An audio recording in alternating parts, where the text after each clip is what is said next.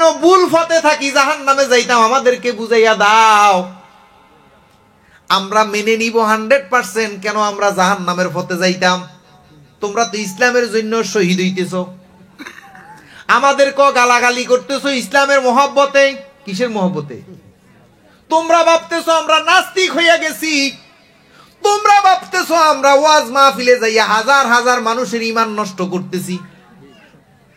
তাহলে তোমরা যদি আসলেই ইসলামের দরদি হইয়া থাকো, যদি আসলেই ইসলাম প্রতিষ্ঠিত করতে চাও, আসো না সরওয়ার্দী উদ্যানে বসি। বহুতবার বলছি বাবা, আসে না। ওরা জানে, ওরা 100% বুঝে, যদি আমাদের সাথে বসে একটা তুড়িতে তারা 1 সেকেন্ডও আমাদের সামনে টিকবে না। এই জন্যই তারা রাইতের অন্ধকারে আসি আমাদেরকে হামলা করে। কিসের অন্ধকারে? রাইতের অন্ধকারে হামলা করে, পিছন দিয়ে আসি হামলা করে, রাস্তাত লাড়ি লইয়া দাঁড়াইয়া থাকে। গোলাম মঈনুদ্দিন এই রাস্তা দিয়ে আসবে, ঠিক মতন সাইজ কইরা দিমু। এরকম বহু জায়গা সাইজ করার জন্য দাঁড়ায় রইছে। বাবা, এটা কেরামতি হয়ে যাচ্ছে, মহান মালিক মাফ করুক।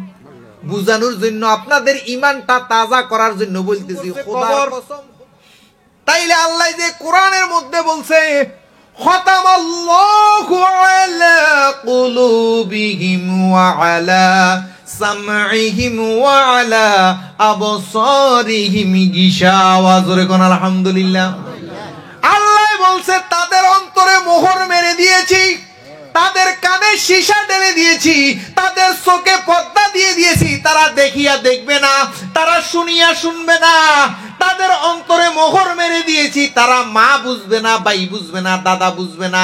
স্বার্থের জন্য এরা নিজের বাইরেও হত্যা করতে রাজি করবে। এরা বুঝবে না, এরা জানবে না, এরা পবিত্র স্থান বুঝবে না। যেখানে কোরআনের ট্রেনিং দেওয়া হয় সেখানে বলৎকারী করে, যেখানে নামাজ কলমা পড়ানো হয়, যেখানে নামাজ পড়ানো হয় সেখানের মধ্যে তারা সহবাস করে। নাউজুবিল্লাহ কোন। দেখছেন না মিডিয়াতে? তা আল্লাহ যে কোরআনে বলছে, আমি তাদের অন্তরে মোহর মেরে দিয়েছি, সীসা ঢেলে দিয়েছি, চোখে পর্দা দিয়ে দিয়েছি। তারা শেষ মুহূর্তে গোলাম মঈনুদ্দিনও চিনে না, আর প্রসব বেদনা উঠিন না মহিলাও চিনে না, তারা বাথরুমও চিনে না, তারা মাজারও চিনে না। বাথরুম ভাঙ্গে মাজার মনে করি। তাইলে আল্লাহর কোরআন যে সত্য বুঝছেন নি, নিঃসন্দেহে সত্য। আল্লাহ কোরআনের মধ্যে বলছে, আমি তাদের অন্তরে মোহর মেরে দিয়েছি। আল্লাহ আবার কোরআন এইটাও বলছে, তারা অনেক উচ্চ স্তর ডিগ্রি লাভ করবে, কিন্তু আমার মূর্খ একজন পাগলের চেয়েও তাদের জ্ঞান আরো কম থাকবে। তারা কি জ্ঞান অর্জন করবে? উচ্চ ডিগ্রি অর্জন করবে, কিন্তু তাদের ওই মানবতা থাকবে না। তারা আমার নবীকে ছোট করে কথা বলবে।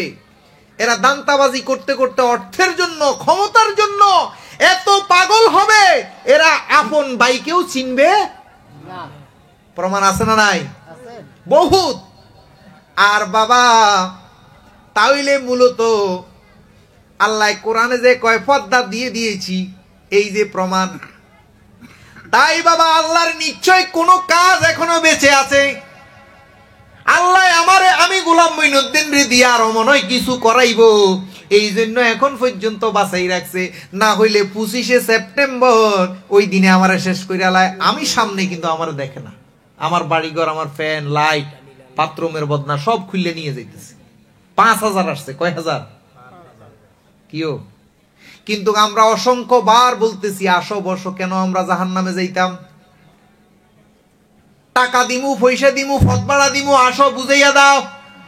হয়তো আমরাও তো কোরআনের ভুল বুঝতেছি, ঠিক না? তো তোমরা যেহেতু কোরআনের সঠিক ব্যাখ্যার জন্য জীবন দিতেছো, শহীদ হইতেছো, আসো না। আমি একজন গোলাম মঈনুদ্দিনের বুঝাই দিলে হাজার হাজার হাজার হাজার তরিকতপন্থী সঠিক জ্ঞানটা ভাইয়া যাইব কি যাইব না? এখন আমার মাইরা লাইলে কি হইব নি? আমার মাইরা লাইলে হইব? আমাকে মারতে পারবা, সত্যকে হত্যা করতে পারবা? পারছেনি? হুসাইনকে মারার পরে, খাজা বাবারে হত্যা করার পরে, মনসুর হাল্লাজের হত্যা করার পরে সত্য পারছে? বাবা, তরিকতপন্থী লোকেরা সংখ্যা কম হবে, ইমানদার লোক কম হবে, আল্লাহ বলে গেছে।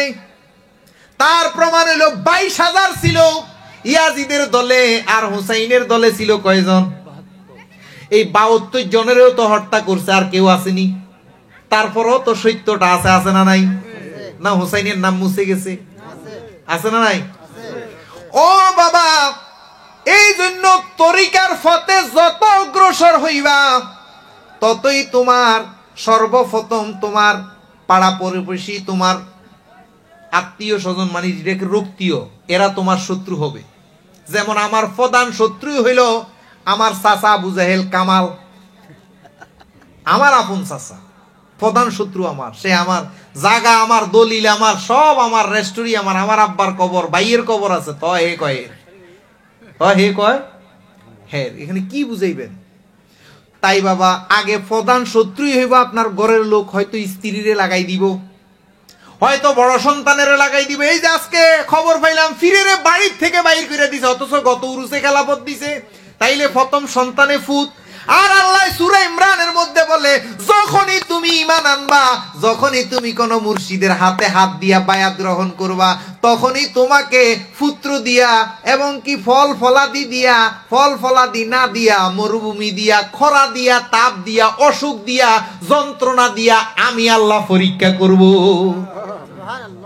আর এই পরীক্ষাটাই যখন আপনি মুর্শিদের হাতে হাত দিয়ে বায়াত গ্রহণ করবেন, দেখবেন যে আপনার আর সুখ নাই। কিছু বন্ড আলেম আছে, এরা কয় আটরশি গেলে, মাইজবেন্ডার গেলে ধন সম্পদ পায়। আরে না বেড়া, আরো শেষ হয়, আরো।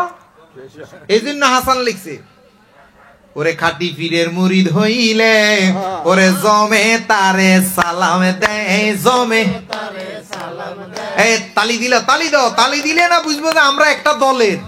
আর কোন দলে তালি দেয়?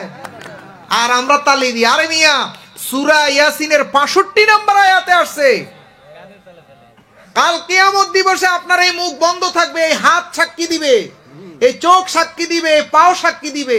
কাল কিয়ামত দিবসে হাতে কইব, খোদা রে, আসান মিদ্দার বাড়িতে মানিকগঞ্জ দৌলতপুর এই ফাগলারা বসে তোর গুণগান গাইছে, আর এই হাত আমার দিয়ে তালি দিছে। এই হাতের জবান খুলে যাবে, কোরআনের আয়াত, কন্যা সুবহানাল্লাহ।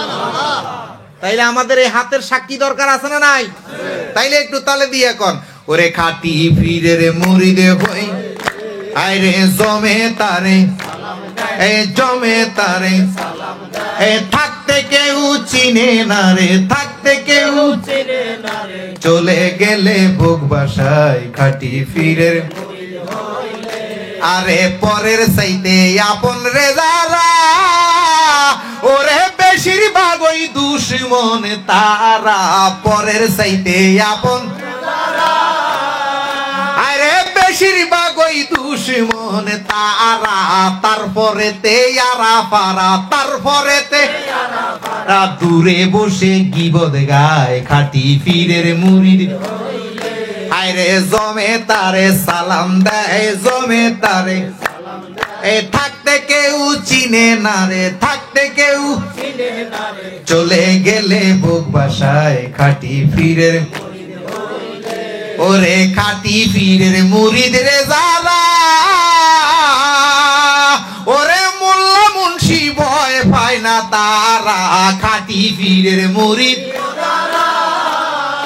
ওরে ইয়াজিদ মোল্লা রে ভয় পায় না তারা, ইমানি শক্তি দ্বারা, ইমানি শক্তি দ্বারা সকল কিছু লুইটালায় খাটি পীরের মুরিদ। আরে জমে তারে সালাম দেয়, জমে তারে, থাকতে কেউ চিনে না রে, থাকতে কেউ চিনে না রে, চলে গেলে বুক বাসায় খাটি পীরের। আরে পরের চাইতে আপন রে যারা, ও ভাই বেশিরভাগ ওই দুশমন তারা, পরের চাইতে আপন। ওরে বেশিরভাগ ওই দুশমন তারা, তারপরে তে আরা পারা, তারপরে তে দূরে বসে গীবত গায় খাটি পীরের মুরিদ। আইরে জমে তারে সালাম দেয় গো, জমে তারে, থাকতে তারে চিনে না রে, থাকতে কেউ চিনে না রে, চলে গেলে বুক বাসায় খাটি পীরের মুরিদ। ইয়া রাসূলুল্লাহ ইয়া হাবিবাল্লাহ ইয়া রাসূলুল্লাহ ইয়া হাবিবাল্লাহ ইয়া রাসূলুল্লাহ ইয়া হাবিবাল্লাহ ইয়া রাসূলুল্লাহ আপাই যদি মুর্শিদ আপনার দিদার মৌতের কষ্ট থাকবে না আমার পাই যদি মুর্শিদ আপনার দিদার আরে মৌতের কষ্ট থাকবে না আমার শান্তি পাবো গো আপনাকে দেখিয়া শান্তি আপনাকে দেখিয়া ইয়া রাসূলুল্লাহ ইয়া হাবিবাল্লাহ ইয়া রাসূলুল্লাহ ইয়া হাবিবাল্লাহ আপনাকে পাইতে আপনার দিদার পাগল হয়ে গেলাম মাইজি ভান্ডার দরবার আপনাকে পাইতে আপনার দারে পাগল হয়ে গেলাম হিয়া জুড়ির দরবার দেখা দেন নবী গো কাশেম রূপ দরিয়া দেখা দেন আপাজ রূপ দরিয়া ইয়া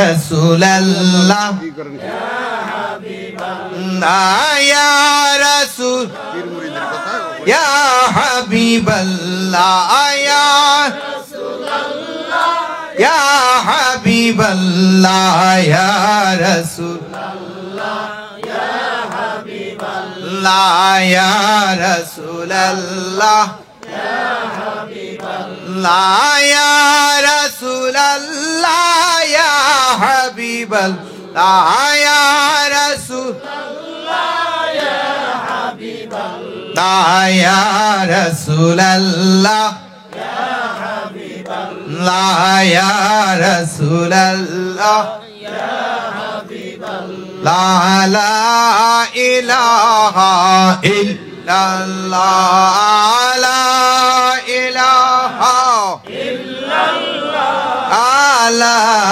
ইলাহা ইল্লাল্লাহ লা ইলাহা ইল্লাল্লাহ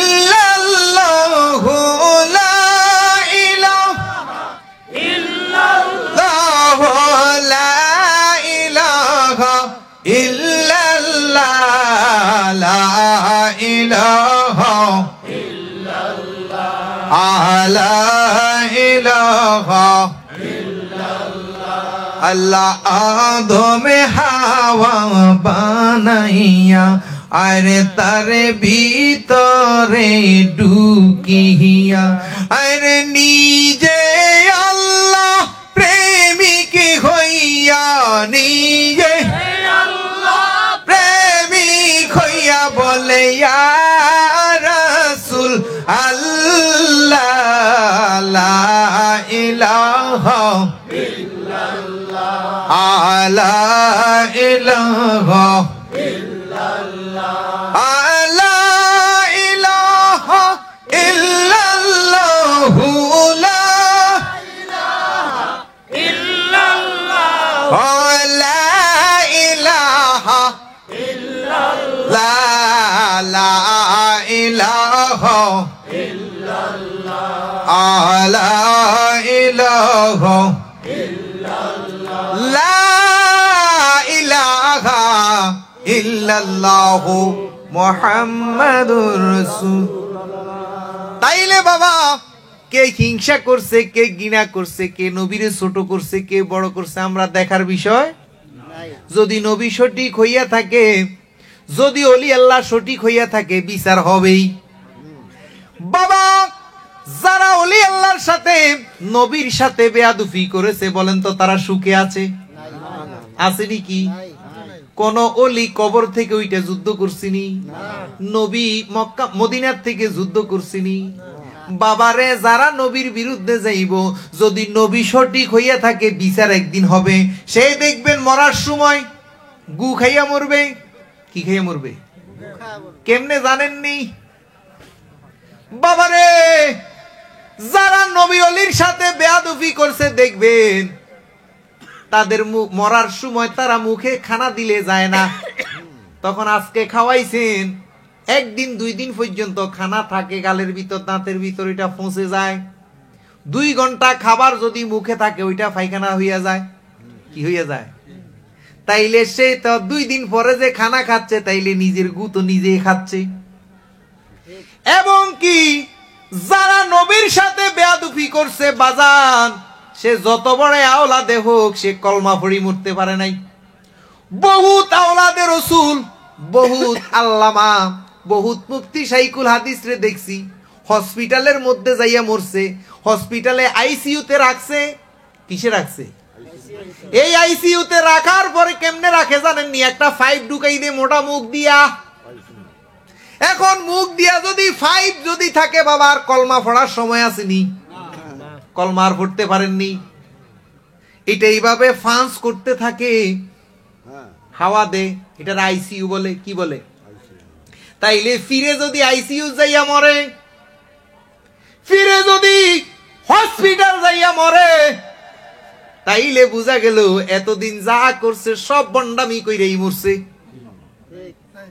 কেন? হাদিসের মধ্যে আসছে, যিনি ইমানদার হবে, যিনি মুমিন হবে, তিনি বইলা কইয়া উনি বিদায়টা নিবে একটা মিষ্টি হাসি দিয়া।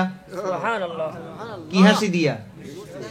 এই জন্য দেখবেন যারা সরল হয়, যারা প্রেমিক হয়, এদের মুখে একটা হাসি থাকে। এরা ইমানের শহীদ ঘরের মধ্যে বইলা কইয়া বিদায় এনে অমুক সময় আমি চইলা যাবো কইয়া যায়। আমাদের অসংখ্য তরিকতপন্থী লোক আছে মৃত্যুর আগে বইলা কইয়া মরছে। কন্যা সুবহানাল্লাহ। তাইলে যত কিছুই করছে বাবা সাবধান, যত কিছুই করেন বাবা। এই যে আমি জামাটা পরছি, এটাকে ব্যাট দিছি। মোবাইলে কথা কই আমরা, ব্যাট দি। কি দি? ব্যাট ইংরেজি শব্দ, বাংলায় কর কয়, উর্দু হিন্দু ভাষাতে কয় সুদ। কি কয়? সুদ। তাইলে ব্যাট দে দিতেছেন, সুদ দিতেছেন। এখন যে বাংলার জমিনে বসে আছেন, আপনি সুদ দিতেছেন কেমনে? এই সরকার ঋণ করে রাখছে পদ্মা সেতু, যমুনা সেতু, পাওয়ার হাউস করতে। তাইলে এই ঋণের বোঝা কি সরকারের উপরে না আপনার উপরে? তাইলে আপনি সুদ দিতেছেন।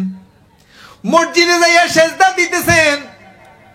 কামাল সারা জীবন জেনারেটর বিক্রি করছে সিটঙ্গে, সোরা জেনারেটর, খারাপ জেনারেটরকে ভালো কইরা রং কইরা কামাল হোসেনে সে জেনারেটর বিক্রি করছে, কোটি কোটি টাকার মালিক।